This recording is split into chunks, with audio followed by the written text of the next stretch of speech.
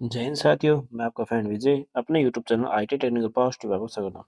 Friends, अभी जो मैं क्लास चली हम रेलवे के प्रीवियस ईयर साइंस के क्वेश्चन देख रहे हैं। जो भी फ्रेंड्स हमारे चैनल से नए जुड़े हैं उनसे रिक्वेस्ट हमारे चैनल को सब्सक्राइब जरूर कीजिएगा, वीडियो को देख शेयर भी जरूर कीजिएगा। दोस्तों, प्रीवियस हम जो क्वेश्चन किए थे उससे आगे नेक्स्ट क्वेश्चन को देखते हैं। इनमें से कौन सा कथन क्षार के संबंध में सही नहीं है? तो क्षार के संबंध में कौन सा कथन सही नहीं है आपसे पूछा गया है।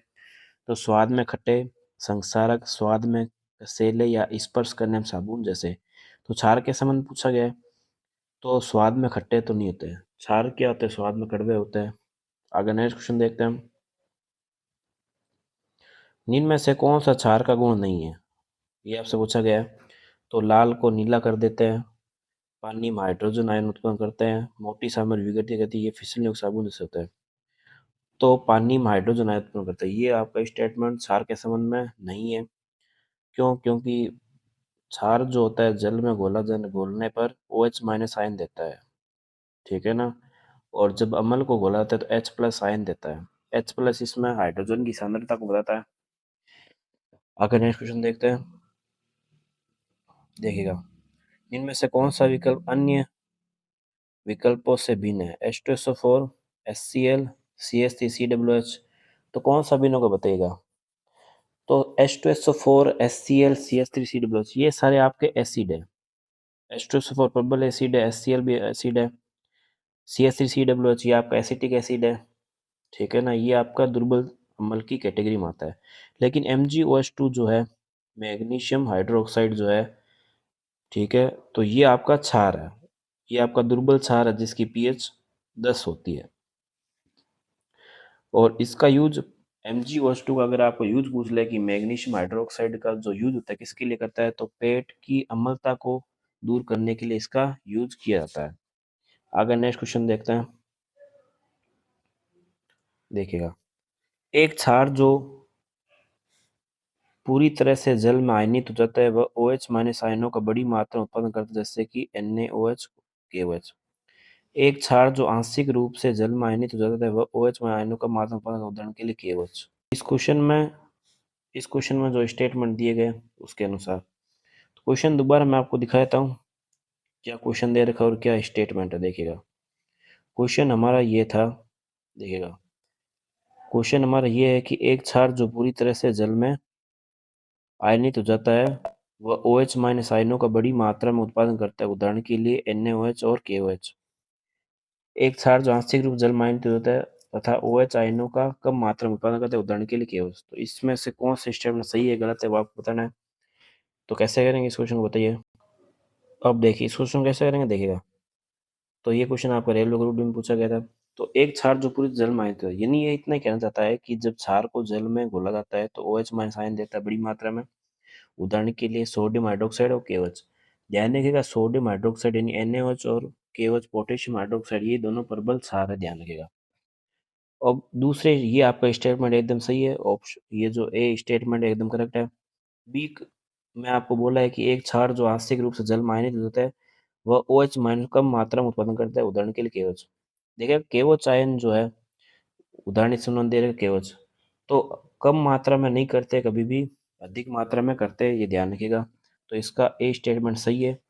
अब यहाँ पे आपको क्या ऑप्शन दे रखा है, देखिए ए और बी दोनों सही है, ए और बी दोनों गलत है, केवल बी सही है, केवल ए सही है। तो केवल आपका ए जो स्टेटमेंट है वो करेक्ट है, बाकी सारे स्टेटमेंट गलत है।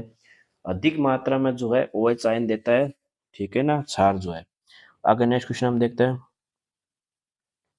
इनमें से क्या एक क्षार है, ये आपसे पूछा गया है। तो क्षार की क्वालिटी इसमें पूछी गई है, तो कौन सा एक क्षार है ये आपसे पूछा गया। तो इसमें CuH2, HNOH2, FeOH3, इसमें क्षार कौन सा चाहिए बताइए। तो इसमें बहुत आसानी से दिखाई दे रहा है इस ऑप्शन में आपको, बाकी देखने की जरूरत नहीं है। NaOH जो है, सोडियम हाइड्रोक्साइड, ये आपका क्षार है प्रबल। बाकी कॉपर हाइड्रोक्साइड वगैरह ये सारे अम्लीय है। आगे नेक्स्ट क्वेश्चन हम देखते हैं, देखिएगा। निम्न में से क्षार के गुणों के संबंध में कौन सा कथन गलत है, ये आपसे पूछा गया। कौन सा कथन गलत है ये पूछा गया। तो नीले को लाल में बदल देता है, यही आपका स्टेटमेंट गलत है, बाकी देखने की जरूरत नहीं है। क्षार में कड़वे तो होते ही है, और छूने मुलायम भी होते हैं, और बिजली संचालित करते हैं विलियन में। तो ये आपका स्टेटमेंट नीले को लाल में बोल देता है ये स्टेटमेंट गलत है, नीले को लाल नहीं बदलता है, लाल को नीले में बदलता है, क्योंकि जो नीले को लाल बदलते हैं वो क्वालिटी किसके अंदर होती है, एसिड के अंदर होती है। आगे नेक्स्ट क्वेश्चन तरफ बढ़ते हैं। तो निम्न में से कौन सा क्षारीय विलयन नहीं है, आपसे पूछा गया है। Calcium hydroxide, sodium hydroxide, aluminium hydroxide और एल्यूमिनियम हाइड्रोक्साइड, कौन सा नहीं इसमें बताइएगा। देखिएगा ये एक अच्छा क्वेश्चन आप कह सकते हैं। क्यों अच्छा कह रहा हूँ, देखिएगा। तो कैल्शियम हाइड्रोक्साइड है, ये आपका क्षारीय होता है। सोडियम हाइड्रोक्साइड ये भी क्षारीय होता है। और मैग्नीशियम हाइड्रोक्साइड ये भी आपका क्षारीय होता है। लेकिन एल्यूमिनियम हाइड्रोक्साइड ये भी आपका क्षारीय होता है। कैसे क्षारीय होता है, क्योंकि एल्यूमिनियम हाइड्रोक्साइड में ऐसी क्वालिटी है कि इसमें अम्लता के गुण भी पाया जाता है और क्षारीयता का भी। इस बात का ध्यान रखिएगा। तो बाकी तीन नहीं है, तो ये चौथा तो हो गई, क्षारीय विलयन नहीं है। वैसे एल्यूमिनियम हाइड्रोक्साइड में भी कुछ मात्रा में अम्लता के पाया जाता है। क्यों ऐसा बोल रहा हूँ, क्योंकि यहाँ पर बात होती है कि आयनों की बात करते हैं, H+ या OH-। तो जो कैल्शियम हाइड्रोक्साइड, सोडियम हाइड्रोक्साइड और मैग्नीशियम हाइड्रोक्साइड है, इन सभी के पास OH- आयन अधिक मात्रा में, बाकी एल्यूमिनियम के पास कम है। इसमें जो हाइड्रोजन की सांद्रता जो है, H+ की सांद्रता है, वो अधिक मात्रा में है। उम्मीद है सबको अच्छे से समझ में आया होगा। आगे नेक्स्ट क्वेश्चन देखते हैं। यदि हम धावन सोडा की थोड़ी सी मात्रा लेते हैं और इसमें लगभग 1 ml तनु HCl मिलाते हैं तो उसमें क्या देखेंगे। भी आपको पूछा गया है कि जैसे धावन सोडा है उसमें थोड़ी सी मात्रा लेते हैं, उसमें धोने वाले सोडे में हम क्या मिलाते हैं, एसिड मिलाते हैं, तो क्या देखेंगे, ये आपसे पूछा गया है। तो केवल उदासीनीकरण अभिक्रिया होती है और कोई गैस नहीं होती है। ठीक है, कोई गैस नहीं निकलती है, पूछा गया। व्हाइट रंग की तलछट बन जाती है, CO2 गैस तेज बुझाकर के राह निकलती है, पॉप की ध्वनि से H2 गैस निकलती है। ये क्वेश्चन पूछा गया था LP टेक्नीशियन में। बताइए इसका आंसर क्या होगा। तो देखिएगा क्वेश्चन में हमको क्या पूछ रखा है, देखिए। यदि हम धावन सोडे की यदि हम धावन सोडे की थोड़ी सी मात्रा लेते हैं तो उसमें HCl मिलना, ये पूछा गया है। तो जब हम अम्ल की क्रिया सोडे से करवाते तो क्या होता है, धावन सोडे की बात हो रही है। तो धावन सोडे की जब बात करें तो जब इनकी आपस में अभिक्रिया कराते हैं तो ध्यान रखिएगा CO2 गैस बनती है। ध्यान रखिएगा क्या बनती है, CO2 गैस निकलती है। जब अम्ल की क्रिया हम क्या कराते हैं, इसके साथ करवाते हैं, तो क्या होती है, CO2 गैस निकलती है। क्यों निकलती है, क्योंकि आपका जो धावन सोडा है, धोने का सोडा है, इसके अम्ल के साथ अभिक्रिया करने पर आपकी CO2 गैस निकलती है। ध्यान रखिएगा। आगे नेक्स्ट क्वेश्चन देखते हैं हम। सामान्य रूप से एक उदासीनीकरण अभिक्रिया को का लिखा जा सकता है। पहले तो उदासीनीकरण अभिक्रिया बता देता हूँ क्या होता है। जब हम प्रबल अम्ल और प्रबल क्षार की क्रिया कराते हैं तो जिससे हमारा क्या किसका निर्माण होता है, हमारे लवण का निर्माण होता है। इसी को हम उदासीनीकरण अभिक्रिया कहते हैं। तो प्रबल अम्ल और प्रबल क्षार से आपके लवण का निर्माण होता है, तो उसी को हम उदासीनीकरण अभिक्रिया कहते हैं। उसमें आपके जल भी बनता है और आपका लवण भी बनता है। अब आपको क्वेश्चन पूछा गया है कि उदासीनीकरण अभिक्रिया को कैसे लिखा जा सकता है, तो क्षार प्लस अम्ल। तो अम्ल और क्षार दोनों की क्रिया करवानी है, तो इसमें ऑप्शन क्या दे रखा है, देखिए। जल गैस, ये नहीं होगा। आपका लवण जरूर बनेगा, लवण, और लवण के साथ में आपका जल बनता है। तो अम्ल और क्षार की क्रिया है, वो आपको करवानी है, तो आपको क्या बनेगा, लवण प्लस में जल। तो क्षार और अम्ल की क्रिया कराते हैं या अम्ल क्षार की क्रिया कराते तो हमारा किसका निर्माण, तो लवण का और जल का निर्माण होता है। उम्मीद है सबको अच्छे समझ में होगा। जैसे हम उदाहरण के तौर पर अगर मान लीजिए अगर HCl को लेते हैं, ठीक है, HCl को जैसे हम लेते हैं और HCl आपका प्रबल अम्ल है, और इसकी अभिक्रिया जब हम मान लीजिए जैसे कि प्रबल अम्ल की जब हम प्रबल क्षार के साथ क्रिया करवा देते तो देखिए क्या बनता है। तो अगर आपने HCl क्रिया NaOH से कराई तो आपका क्या बनेगा, देखिए। तो आपका NaCl बनेगा प्लस में H2O बनेगा। समझ में आया सबको। जब हम परबल अम्ल की क्रिया परबल क्षार के साथ करेंगे तो हमारे लवण का और जल का निर्माण होगा। जैसे हाइड्रोक्लोरिक एसिड आपको परबल अम्ल है, और सोडियम हाइड्रोक्साइड जो NaOH है वो आप प्रबल क्षार है, तो उनकी आपस में अभिक्रिया जब हमने कराई तो हमारा क्या बना, लवण यानी NaCl बना, और आपका H2O बन गया। तो उम्मीद है सबको अच्छे समझ में होगा। इसमें मैं समीकरण मैंने बैलेंस नहीं किए, आप चाहे तो समीकरण बैलेंस कर सकते हैं। जैसे इसमें NaOH है, इसमें H2O के दो अणु है, यहाँ पर H का एक अणु, H के दो अणु, तो यहाँ पर H2O हो गया। ठीक है ना। तो उम्मीद है सबको समझ में आया। आगे नेक्स्ट क्वेश्चन में बढ़ते हैं। धातुएं अम्लों के साथ अभिक्रिया करके क्या पैदा करती है, आपसे पूछा गया है। तो धातुओं की जब अम्ल के साथ अभिक्रिया करी जाती है, तो ध्यान रखिएगा, धातु जब अम्लों के साथ अभिक्रिया करती है तो आपका क्या बनता है, लवण और हाइड्रोजन गैस बनती है। ध्यान रखिएगा, क्या बनती है, लवण और हाइड्रोजन गैस बनती है। जैसे आप इसको एक एग्जाम्पल से बता सकते हैं। जैसे इसका हमें एग्जाम्पल लेते हैं, जैसे लवण और हाइड्रोजन बनता है, तो एक इसका एग्जाम्पल लेते हैं, जैसे कि धातु की अम्ल के साथ अभिक्रिया कराना। जैसे आप समझ लीजिए, जैसे जिंक आपकी धातु है, जिंक की आप जैसे मान लीजिए HCl से अभिक्रिया कराते हैं। जैसे जिंक है आपका, जिंक की जब आप क्या कराएंगे अभिक्रिया HCl से करेंगे, तो आपको क्या बनेगा बताइए। जिंक की अभिक्रिया HCl से कराने पर क्या होता है, तो आपका ये तो दोनों अभिकारक होते हैं, इस बात को पता ही होगा आपको। और तीर के इस साइड क्या बनता है, हमारा उत्पाद बनता है। तो जिंक की अभिक्रिया हाइड्रोक्लोरिक एसिड से जब हम कराते हैं, तो हमारा किसका निर्माण होता है, जिंक क्लोराइड। ये एक लवण है, ध्यान रखिएगा, जिंक क्लोराइड, क्योंकि पर अम्ल और जो माफ कीजिएगा, जो आपकी धातु है और आपकी अम्ल की अभिक्रिया कराने से लवण और हाइड्रोजन गैस का निर्माण होता है। तो ZnCl2 ये आपका लवण हो गया, और आपके H2 गैस यानी कि हाइड्रोजन गैस होती है। सभी धातुओं के साथ हम नहीं कह सकते, लेकिन कुछ धातु जैसे कि आपकी जिंक हो गई, कॉपर हो गई, तो इनकी अभिक्रिया जब हम किससे करवाते हैं, अम्लों से करवाते हैं, तो हाइड्रोजन गैस बनती है और लवण का निर्माण होता है। सारी धातुएं इसमें नहीं मानी जाती, कुछ धातु का अपवाद होता है, ठीक है ना। तो वो ये जो स्पेशल धातु होती है, लेकिन लगभग अगर हम चांस में माने तो धातुओं की क्रिया जब हम अम्लों से कराते हैं, तो हमारा हाइड्रोजन गैस और लवण का निर्माण ही होता है। उम्मीद है सबको समझ में आया होगा। आगे नेक्स्ट क्वेश्चन तरफ बढ़ते हैं। देखिए, कौन सा लवण अम्लीय है। देखिएगा लवणीय लवण, तो देखिएगा आप क्वेश्चन में क्या पूछा गया है, निम्न में से कौन सा लवण अम्लीय है, sodium carbonate, sodium acetate, ammonium phosphate या मैग्नीशियम सल्फेट। तो लवण अम्लीय कैसे होता है, पहले तो ये मैं आपको क्लियर कर देता हूँ। देखिएगा, जब अम्ल जो होता है, ध्यान से सुनिएगा, लवण अम्लीय कैसे होता है।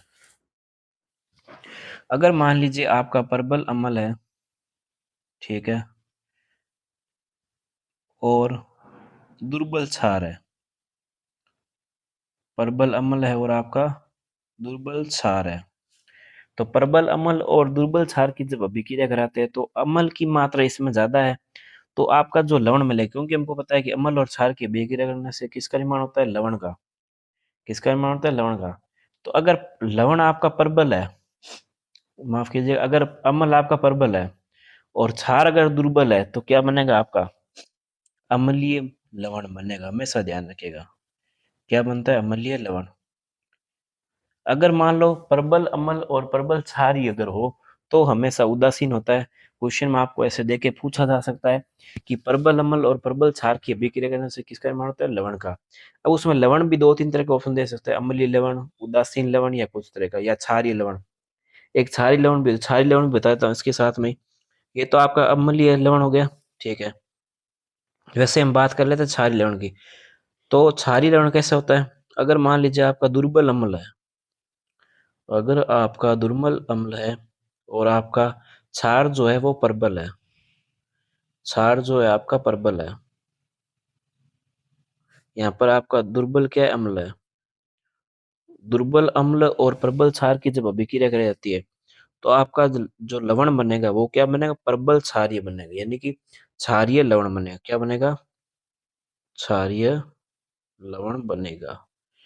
क्यों ऐसा बनेगा, क्योंकि यहाँ पर OH माइन की सांद्रता अधिक है H प्लस की तुलना में, तो जिसकी सांद्रता अधिक होगी वैसा ही लवण बनेगा। तो यहाँ पर क्षारीय लवण क्यों बने, क्योंकि OH माइनस की सांद्रता अधिक है, इसलिए आपका लवण जो बनेगा प्रकृति में क्षारीय होगा। और अगर प्रबल अम्ल है आपका और दुर्बल क्षार है, अगर आपका प्रबल अम्ल है और दुर्बल क्षार है, तो अम्लीय लवण बनेगा। क्यों, क्योंकि H प्लस आयन की सांद्रता अधिक है।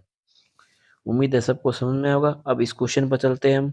देखिएगा, तो कौन सा लवण अम्लीय, ये आपसे पूछा गया है, sodium carbonate, sodium acetate, magnesium sulphate और अमोनियम फास्फेट। तो मैग्नीशियम सल्फेट जो है आपका, ये आपका लवण जो है अम्लीय है, क्योंकि अगर दूसरे अगर देखें, तो देखिएगा सोडियम कार्बोनेट, सोडियम एसीटेट, और अमोनियम फास्फेट जो भी है, तो ये आपके जो लवण है वो आपके अदर क्षारीय लवण है, ठीक है ना। सोडियम कार्बोनेट वगैरह है, सोडियम एसीटेट है, अमोनियम फास्फेट। वैसे सोडियम कार्बोनेट जो होता है, ठीक है, इसका निर्माण होता है NaCl से, ये लवण से ही होता है, ठीक है ना। इसकी भी अभिक्रिया करी जाती है। तो ये बाकी जो है आपके, इसमें लवण अम्लीय कौन सा है, मैग्नीशियम सल्फेट लवण जो है वो आपका अम्लीय होता है, ठीक है ना। क्योंकि ये कैसे बनता है देखिएगा, जब हम H2SO4 की क्रिया आपके Mg से कराते हैं ना, MgCl2 से, MgCl2 से जब H2SO4 की MgCl2 से करेंगे तो हमारा क्या बनेगा भाई, H2SO4 है उसकी क्रिया हम मैग्नीशियम क्लोराइड से करेंगे या फिर मैग्नीशियम हाइड्रोक्साइड से करेंगे तो हमारा क्या बनेगा भाई, H2SO4 प्रबल है अम्ल, तो हमारे प्रबल अम्ल से हमारा क्षार जो बनेगा अम्लीय बनेगा, सॉरी जो आपका लवण है वो क्या बनेगा, अम्लीय बनेगा। तो भाई सबको समझ में होगा, तो हमारा मैग्नीशियम सल्फेट इसका करेक्ट आंसर होगा। आगे नेक्स्ट क्वेश्चन की तरफ बढ़ते हैं।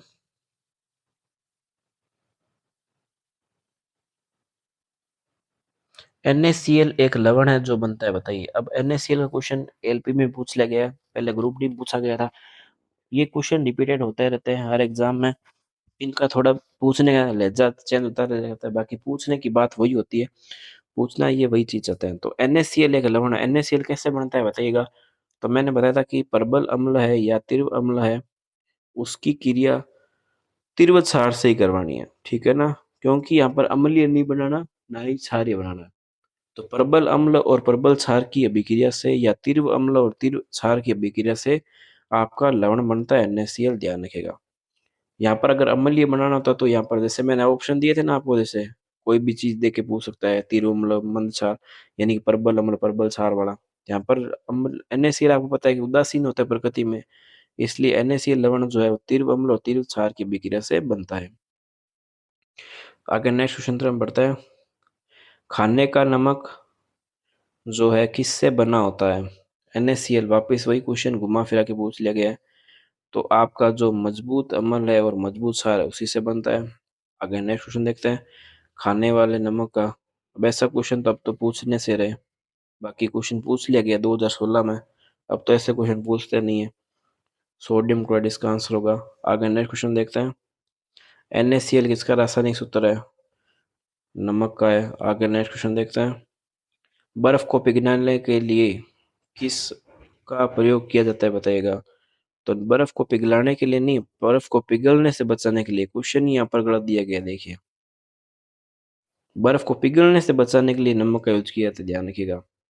आपने देखा होगा आइसक्रीम वगैरह जो होती है, तो आइसक्रीम वगैरह के पास में नमक का घोल रहता है, तो वो नमक का घोल जो होता है ना, वो बर्फ को जल्दी पिघलने से बचाने के लिए होता है। यहाँ पे पिघलाने के लिए शब्द गलत लिखा हुआ है, क्वेश्चन में गलत लिखा हुआ है। पिघलने से बचाने के लिए हम क्या करते हैं, नमक का यूज करते हैं। तो इसका प्रयोग किया जाता है नमक का। आगे नेक्स्ट क्वेश्चन देखते हैं। एक अम्ल और क्षार की अभिक्रिया के बीच क्या उत्पन्न होता है। अब आपको इसमें कोई दिक्कत नहीं होना चाहिए। अम्ल और क्षार की अभिक्रिया से किसका निर्माण होता है, लवण और जल का होता है। ध्यान रखिएगा किसका होता है, लवण और जल का निर्माण अम्ल और क्षार की अभिक्रिया से होता है। चाहे आपका अम्ल प्रबल हो, चाहे अम्ल आपका जो आपका प्रबल क्षार हो, चाहे प्रबल अम्ल हो, चाहे दुर्बल अम्ल हो, चाहे दुर्बल क्षार हो, बनेगा लवण ही और जल ही। ये कंफर्म बात होती है हमेशा। आगे नेक्स्ट क्वेश्चन देखते हैं। जब एक एसिड, काफी अच्छे अच्छे क्वेश्चन अब अमल छाड़ से आ रहे हैं।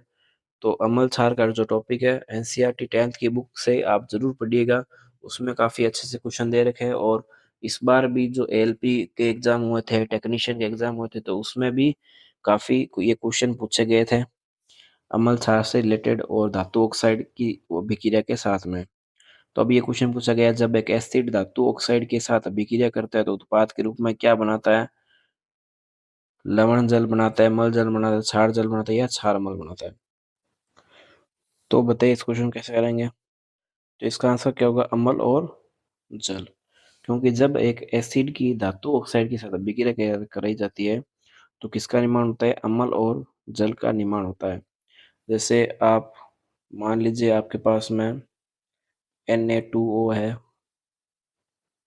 और उसकी अभिक्रिया आपने किससे करवाई है, आपने HCl से कराइए तो आपका प्रोडक्ट क्या बनेगा, NaCl प्लस में H2O।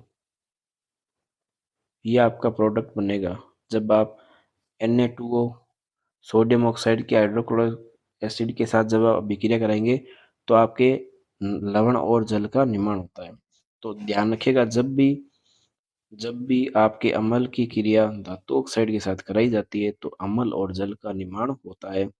ध्यान रखिएगा, इसमें रिएक्शन वगैरह भी पूछ सकते हैं। क्वेश्चन को हार्ड करने का तरीका भी यही होने लग गया है, आपको रिएक्शन के साथ पूछा जा सकता है, तो इस बात का ध्यान रखिएगा। तो एसिड वगैरह आप जरूर पढ़ के जाइएगा, एनसीईआरटी की बुक से खास तौर से पढ़ के जाइएगा, क्योंकि ग्रुप डी एग्जाम के लिए इम्पोर्टेंट यही है कि ग्रुप डी एग्जाम में जो है एनसीईआरटी बुक से काफी क्वेश्चन पूछा जाता है, और बाकी भी रेलवे के जितने भी एग्जाम है उनमें भी एनसीईआरटी बुक से क्वेश्चन पूछते हैं। नोट्स में सारी चीजें होनी जरूरी नहीं होती, लेकिन अगर हमने एनसीईआरटी बुक से पढ़ा होता है तो दिक्कत नहीं आती। क्वेश्चन आपको जो 80% क्वेश्चन है आपको एनसीईआरटी बुक से मिल जाते हैं रेलवे के जो भी एग्जाम है। आगे नेक्स्ट क्वेश्चन देखते हैं हम। साधारण नमक के विलयन के निर्माण के लिए सोडियम हाइड्रोक्साइड के साथ अभिक्रिया करता है। तो सोडियम हाइड्रोक्साइड के साथ अभिक्रिया कौन करता है अगर साधारण नमक के विलयन का निर्माण कराना है तो इसका आंसर बताइए क्या करेंगे। इसका आंसर होगा हाइड्रोक्लोरिक एसिड। हाइड्रोक्लोरिक अम्ल क्यों होगा ये मैं पहले ही बता चुका हूँ। जब आप NaOH की क्रिया जल के साथ कराता है, NaOH की क्रिया जल के साथ जब आप कराते हैं तो आपका किसका निर्माण होता है, NaCl प्लस में आपके H2O का निर्माण होता है। तो प्रबल अम्ल प्रबल क्षार वाली बात हो गई। तो प्रबल अम्ल और प्रबल क्षार का निर्माण किसका निर्माण होता है, लवण और जल का निर्माण होता है। तो दोस्तों उम्मीद है आज की क्लास आपको पसंद आई होगी। आज की क्लास को हम यहीं समाप्त करते हैं, मिलते हैं नेक्स्ट क्लास में। अगर दोस्तों चैनल पर नए, चैनल को सब्सक्राइब जरूर कीजिएगा और वीडियो को अधिक से अधिक शेयर भी जरूर कीजिएगा। दोस्तों मिलते हैं नेक्स्ट क्लास में, तब तक के लिए जय हिंद जय भारत।